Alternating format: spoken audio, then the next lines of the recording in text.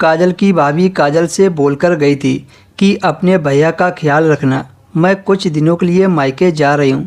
तुम्हारे भैया को बिना मसाज करवाए नींद नहीं आती है, अगर वो मसाज करने को बोले तो कर देना। और काजल की भाभी साथ ही काम करने को कह गई थी। उसके भैया बड़े ही अजीब तरह इंसान थे, वह हमेशा ही गुस्सा करते रहते थे। काजल का भाई अपनी पत्नी से बहुत काम करवाता था और रोज़ रात को उससे मसाज भी करवाते थे। मसाज करना यह काम बहुत मुश्किल होता था। काजल की भाभी भैया के ऊपर खड़ी हो जाती थी और पैरों से उनकी कमर और टांगों को दबाती थी। काजल के भैया करीब 2 घंटे तक अपनी पत्नी से मसाज करवाते थे, यहाँ तक कि काजल की भाभी खुद थक जाती थी। तब वह कमरे से बाहर निकलती थी और कभी कभी तो काजल का भाई अपनी पत्नी को कमरे से बाहर निकाल देता था और कहता कि मुझे अकेले सोने की आदत है। भैया दूसरे कमरे में सोते और काजल की भाभी अलग कमरे में सोती थी। बहुत कम ही होता था कि भैया भाभी एक साथ कमरे में सोते थे। काजल का कमरा तो पहले से ही अलग था। काजल की ज़िंदगी तो ठीक से चल रही थी।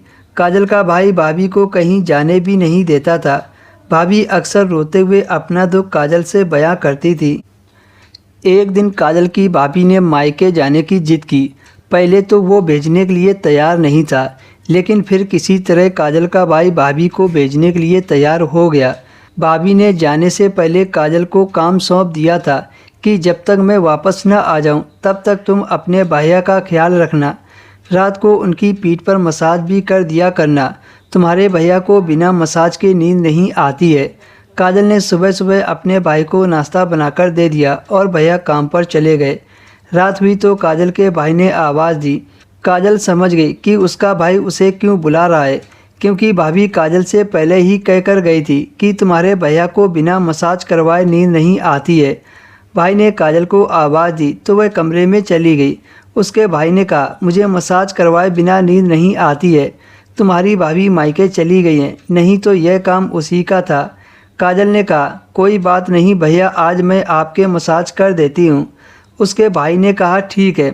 काजल मसाज करने लगी। करीब आधा घंटा तक काजल ने अपने भाई के मसाज की। जब भाई की तरफ से कोई रिस्पॉन्स नहीं मिला तो उसने सोचा शायद भैया सो गए हैं, अब मैं अपने कमरे में सोने चली जाऊंगी। तभी काजल की भाभी ने फ़ोन किया और कहा कि अपने भैया से बात करा दो कि मेरी माँ इस दुनिया से चली गई हैं, तुम अभी मेरे घर आ जाओ। काजल ने जब अपने भैया को उठाया तो वह उठ नहीं रहे थे। ऐसा लग रहा था कि जैसे वो दुनिया छोड़कर चले गए हों। काजल ने तुरंत एम्बुलेंस को कॉल किया। हॉस्पिटल पहुंचकर पता चला कि वह मर गए हैं। भैया की मौत की खबर सुनकर घर वालों पर पहाड़ टूट पड़ा। भाभी का रो रो कर बुरा हाल था।